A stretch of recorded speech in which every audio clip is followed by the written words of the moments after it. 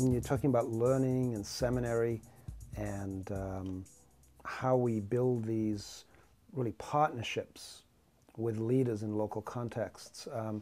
You want to talk a little bit about something we're doing in partnership together at the Summer Institute here at Fuller with Dupree and Allelon in June, where what we're doing is we're inviting a small number of local leaders who are practicing missional emerging pieces in their own contexts and inviting them to bring those practices and their reflections on it and work with a team of folk here and other leaders in a process of what are we learning together, what are we discovering?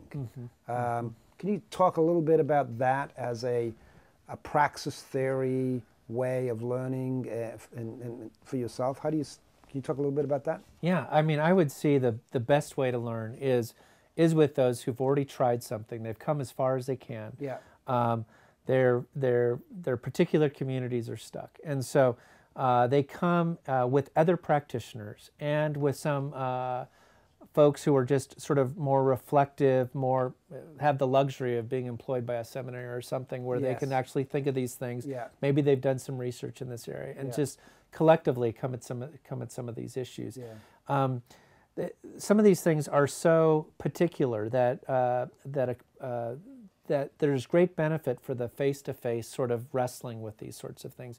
There's only so much that can happen in books, and so I think this sort of opportunity with professors and practitioners is probably one of the best ways to learn, because it's where people have a particular mental model. It's not happening anymore. It's broken. And then you can sort of challenge it with some new information.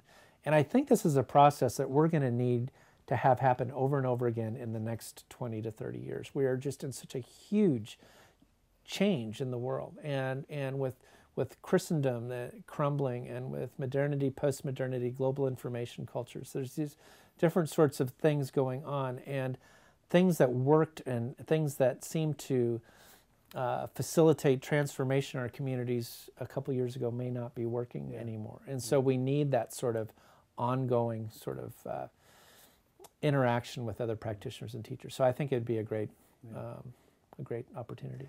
Part of what we're, if you will, experimenting with is how we make the shift from being a teaching community to becoming a learning community, so that when people come to the Summer Institute, they're not coming so that you or I or Mark or Scott or Rick can teach you something. We've got this, we teach. It's we each bring our skills and our expertise, and the wonderful skills and expertise that are in those people on the ground. And we're going to say, how do we learn together? That's and great. so we're going to be learning from those leaders, and they're going to be learning from one another, and from those moments when we begin to say, here are some things that we've learned and discovered along the way.